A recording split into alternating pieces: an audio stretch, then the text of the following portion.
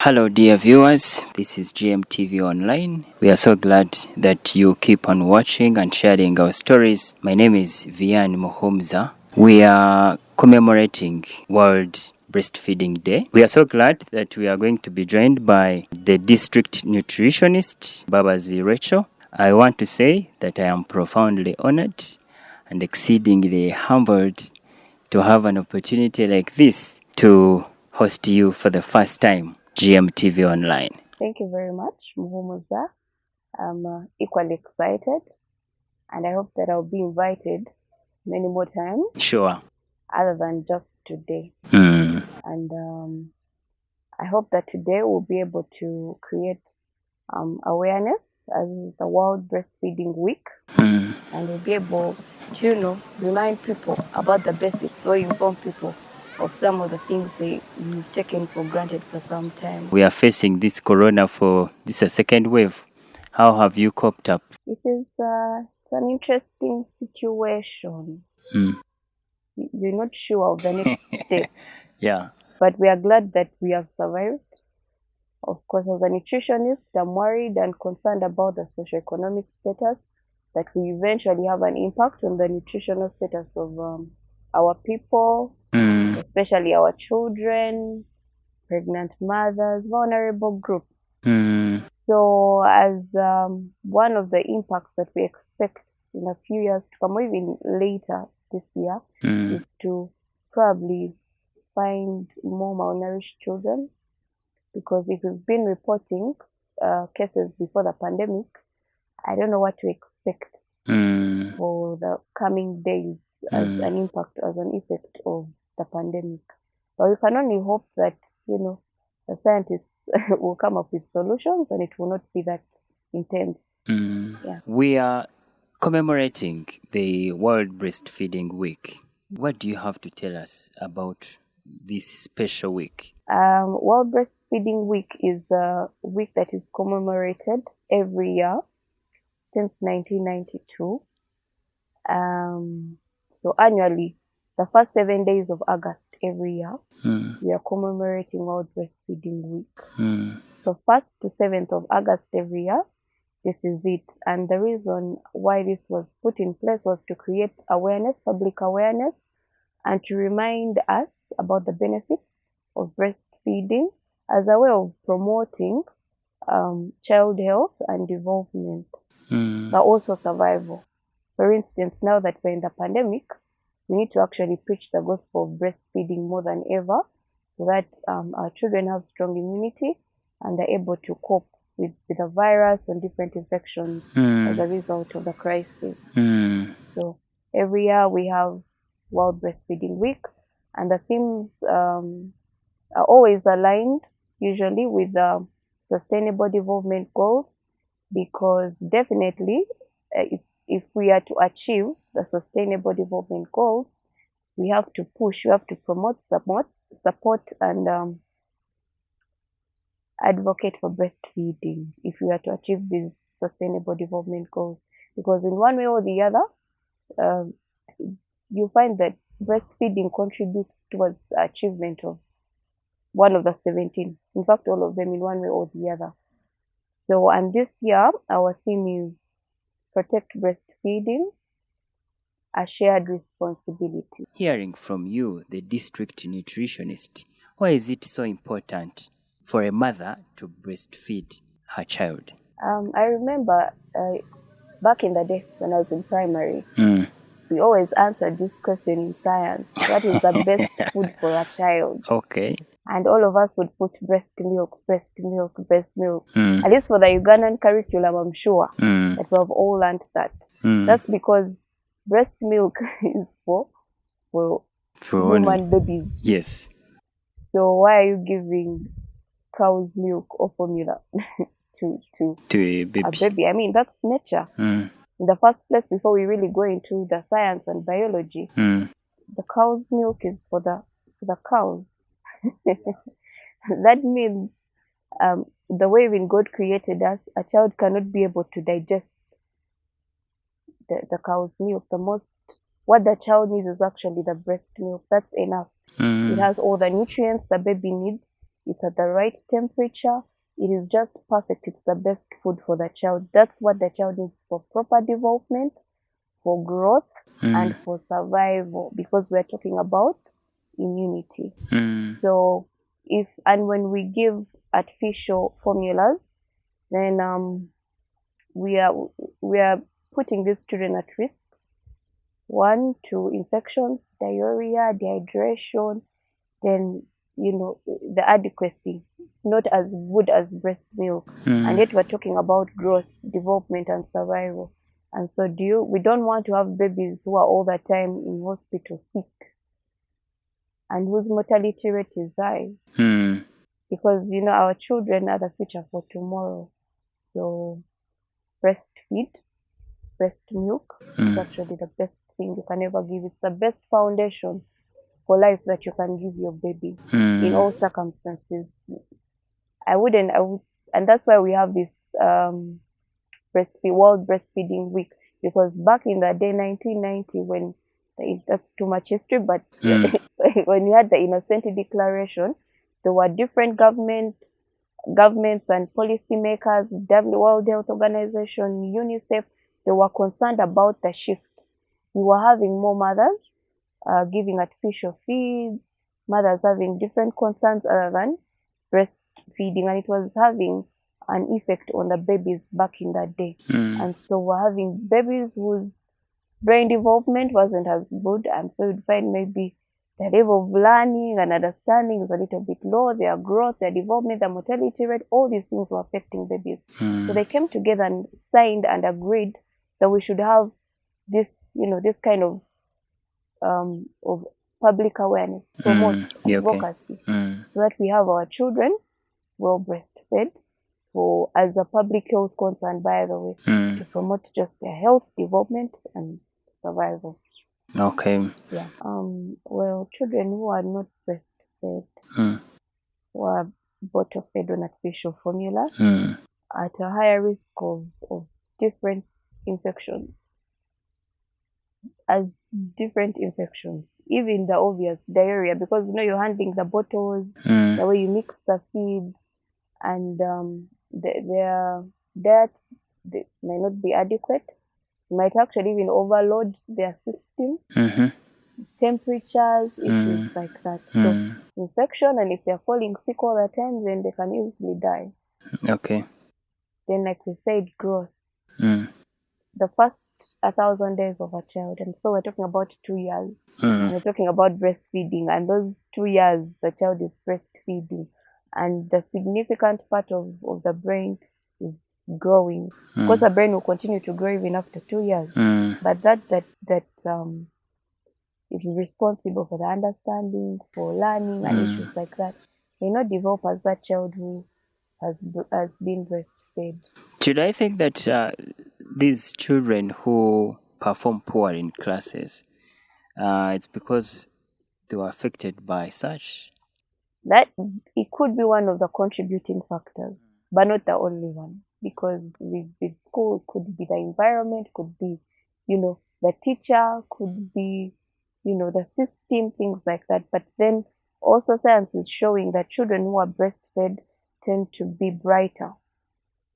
Yes, because the brain has grown fully, congenital development. Okay. They're much, much better than those who are not breastfed at all or who are bottle fed. Yeah. How about in scenarios where, like, a mother gives birth to a child, and while the child is still young and the mother unfortunately dies, what are the best ways of breastfeeding this child? Well, in some countries, not Uganda, some countries allow what they call wet feeding. Another mother that has breastfed before can breastfeed this child. Could be an auntie, could be a grandmother, could be, but in Uganda we don't. But however, I also understand that the pipeline, they're planning to have a breastfeeding bank where people can donate and you screen the breast milk for any infections, and then we can have express, and then the child can have the breast milk. That's how much important the breast milk is, and how far we're willing to go to give breast milk other than the formula. Let me hope some people have to donate. Yes, but even I But is think it I possible? understand if you're in a setting or a facility. It's not every facility that does this, and they're able to screen your breast milk. Then you can express, and if you're a relative, or that's why I said it's a shared responsibility. In It's that case, funny. you might. But where we have no option at all, then we have no option. Well, I don't know. That's when we Maybe opt for that. But that's like the very last that I option. was trying to, And we monitor closely. Really, we monitor closely. Is it really possible that the breast milk can really come out when you're not? If you have breastfed before, you can breastfeed again. It's called relactating. It's called relactating. And where I come from, I've had these stories that long time ago, grandmothers would actually breastfeed their grandchildren when they would lose their mothers. So that is, now remember, this is a grandmother.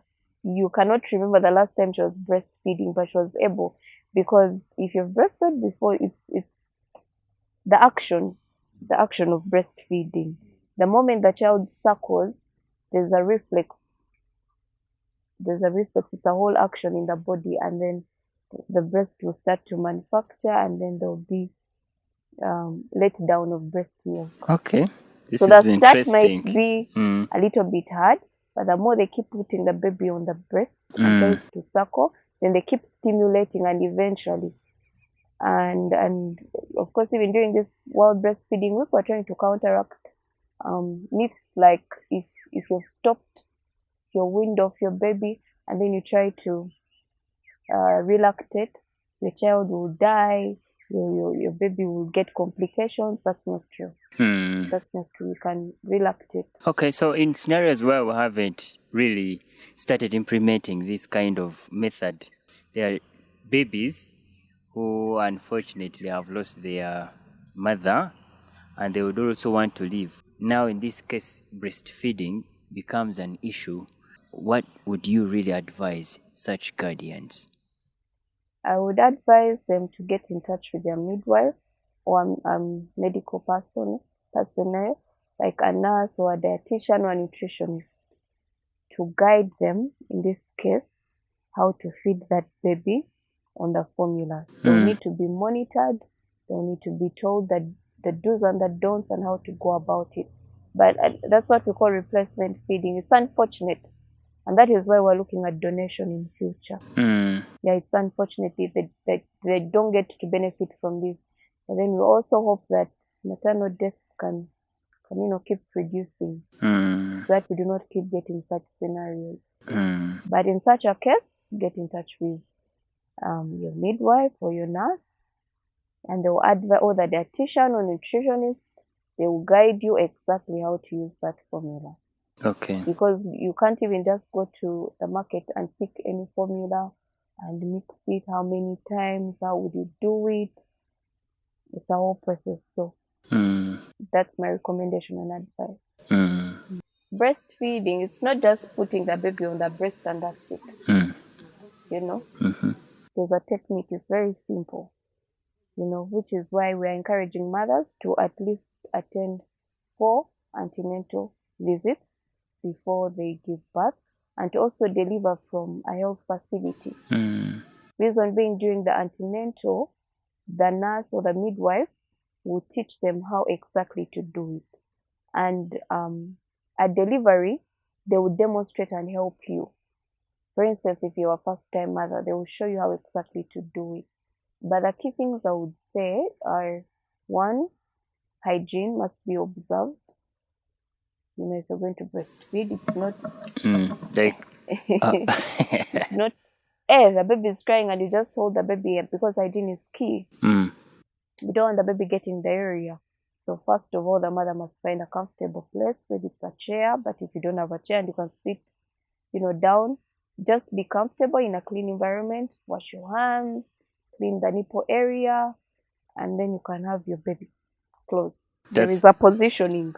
Unfortunately, I I don't have a way of demonstrating. Okay. But what we encourage, usually when a child is suckling very well, you can tell from the cheeks, and then they're not making that funny noise to tell that they're taking in air from the side. But now if the areola or the black part of the nipple of the breast is fully inside the baby's mouth, usually the positioning is good and the baby is able to effortlessly English breastfeed and suckle and take in as much as they can. Yeah. So hygiene. Must wash the baby's plate. The mother must be comfortable, and then the positioning and attachment. I may not be able to demonstrate here, which is why I'm saying if we come to our health facilities, we'll demonstrate. Even at delivery, we'll help you attach that baby and show you how to go about it. But we also encourage the senior mothers to keep teaching the juniors because they have done this. They've been doing this, so they can also teach the new mothers. Yeah. What else is really crucial when breastfeeding? I think that's basically it. And for the mother to be calm, it's important that the mother is at peace and is calm, because if they are stressed, because it's a brain game as well, if they are stressed, then the milk supply might be cut. So she will have the breast milk, but she will not be able to breastfeed. Yes, because she's stressed and her mind is all over. So it's time to breastfeed. We are always faced with different challenges in life. Try to focus on your baby. Use that time to bond with your baby. Let your baby give you hope. Let your baby give you reason to push on. And then allow your brain to just think about the moment so that you can have the letdown, so that the breast milk can start flowing. Yeah. Those are the key things. Breastfeeding hygiene, be comfortable, get relaxed, attach your baby rightfully, hold your baby rightfully, not these things of you're walking from here, like my people, the market today, you're seeing a mother is, running up and down walking, but the child is, no, that's not the right way to do it. You must sit, be seated and be calm. I've had an opportunity to interact with some mothers. They're always, wondering why some do not have enough breast milk. You hear them say, is it because I have small breasts, or because I have, call them big breasts? I don't know. Size does not matter. Okay. That's a good thing. So like when I have big breasts, then I'm able to feed my child You can even have the big breasts, and if you're not doing certain things, the amount might be small or little. So the size does not matter. And I think mothers will agree with me. That's how God created us. When you're about to give birth, even the size will probably increase. It's interesting. You respond to nature, to whatever is happening. But the size of the breast does not matter. As long as the baby attaches, and the more times the baby tries to breastfeed, the more breast milk you have flowing. But also your diet. We encourage that a breastfeeding mother should at least have 5 meals a day. 5 So meals. those are 5 plates per day. When we say 5 meals, I don't mean now eat portion beans in the morning, portion beans. No. Have your breakfast. Okay. If it's at 8, maybe at 10, have more porridge, have a fruit. Then at lunchtime, have something. Then at 4, you could have your porridge again, or a fruit, something else. In the evening, have something. Before you go to bed, maybe like 8, have again some cup of porridge. And the 5 meals are done. You might even end up taking more meals. What kind of support does this mother need from people around her for her to be able to breastfeed her baby well? I'm glad that this year the theme is a shared responsibility. So all of us play a role in this. The man of the house. We come from different settings and different societies. But there are certain societies where the man provides. He's the one that shops the food. He's the one, in such a society, that's another story for another day. But male engagement, have the food available for the mother. Okay. Now we talk about gender-based violence. If a mother is experiencing gender-based violence, they're not at peace, so they may not be able to breastfeed well. Yes. So if men would come to terms with their wives and figure out ways calmly other than being violent, that would also support. Back at home, if you're staying with a lactating mother, someone is breastfeeding, help them with some chores so that they have some time to sit and breastfeed. Let them not wake up, cook for you everything, wash, go to the garden, come back, cook for you, and you're all looking. Try to help here and there so that you can have some time to sit and breastfeed. Managers back at work, because if, for example, if you're employed and you're breastfeeding and you're worried all the time about work, sometimes you're forced because you need the money to survive.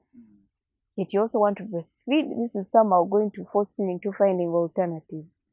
So now, if we can have breastfeeding corners at our places of work, that will help, because a mother can just rush out for a few minutes, breastfeed, and then she's now sure my baby is safe. She'll come back, sit on her table, and do productive work because her mind is not all over. And also, when she goes, she's at peace because she has her job. She's not on pressure, so she's able to also breastfeed because she's calm. She's not on tension.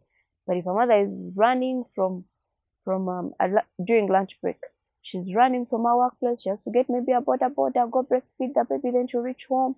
There's so many things there. She might even get stressed and fail to even breastfeed. And then she has to go back in the next 5 minutes because at work they're already calling her. Things like that. So if we could just make an enabling environment everywhere. To the managers of different organizations, stakeholders, policy makers, to make it mandatory for every place, every workplace, to have a breastfeeding corner. Yes, where even the mother may not necessarily stay there for long. They can go there, express their breast milk, leave it with a caretaker, and come back to the desk. Mothers have always breastfed their children. Why this week? Because statistics show that the number of children who are, for instance, exclusively breastfed is dropping. Before the numbers were higher. But now if they're saying out of 10, 6 are the ones that are being breastfed. So how about the 4? If we don't create awareness and remind mothers the importance, remind policymakers to put enabling environment for mothers to, breastfeed, we'll keep having these numbers going low, and the impact will be now the other issues we're talking about before. Mortality rate, you have more babies maybe dying, more babies falling sick. Those are health costs. There are future tomorrow, if their brains are not well developed, what are we going to deal with? What kind of future leaders will we have? So we need to take good care of. That's why we have to keep reminding public awareness. And as you know, that we have a shift, civilization, technology. As women are being empowered, we are now busy. Workload. You can easily opt for artificial than breastfeeding. Other than most of our mothers in the remote areas, those ones, they breastfeed every second, every minute. In fact, we have challenges with them when it comes to complementary feeding. When the 6 months are done and they're to introduce food. Now that's why we have the problem. They just keep breastfeeding. But then now these other women in the urban setting are faced with that challenge. And as we keep getting modernized, and these are some of the challenges that we need to keep counteracting. You're talking about modernity, and to some women, they feel they cannot breastfeed their babies because they are worried. I don't know. I hear some men don't like women whose breasts are like socks, and they refrain from breastfeeding their babies because they want to keep their breasts keep the breast firm. Firm, yes, not like here socks.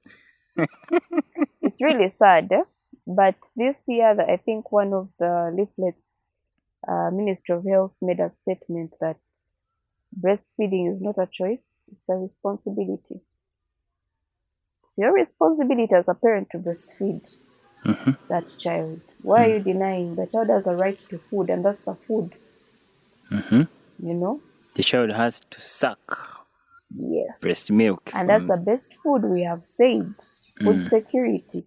That's what the baby needs.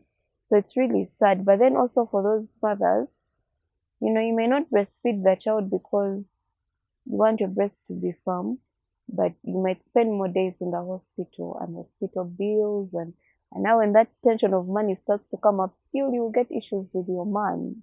Things like that. So why don't you give your baby the best? Why don't you give your baby the best start of their life? Why don't you just ensure that, you know, they grow well, they're healthy, so they don't bother you? And in future, who knows? They're your salvation. Who knows? But then also, we have exercises really now. You may not take it to the original shape, but we have exercises that can help you have your breasts firm again. This is an interesting part of it. They must be wondering what kind of exercises. A specialist. We have these gym trainers. They know. They know what exactly. It's like the way men know what exercises to do to have the 6 packs.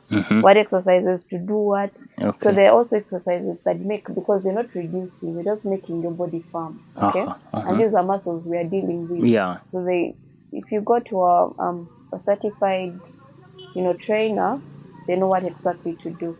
So just be patient enough, breastfeed your child for 2 years, and then you can have your exercises. Okay. Finally, as we wind up, what package do you have for the mothers who are breastfeeding their babies in this week? Well, for those that are breastfeeding, well done, and keep it up. For those that are not, it's high time we start. And if you've stopped, you can, you know, relactate, like I said. It's not too late for you. It's not too late. And maybe the key message, please, initial breastfeeding, first 1 hour, your baby must breastfeed exclusively. Breastfeed for 6 months. That is, you're not giving any other thing to the child other than breast milk, because that's all the baby needs. Okay. Not even water, not even sugar water, unless if it's prescribed by a medical personnel, if your baby is sick or something like that. Other than that, just breast milk. After 6 months, you continue to breastfeed until they're 2 years, but this time round you add food.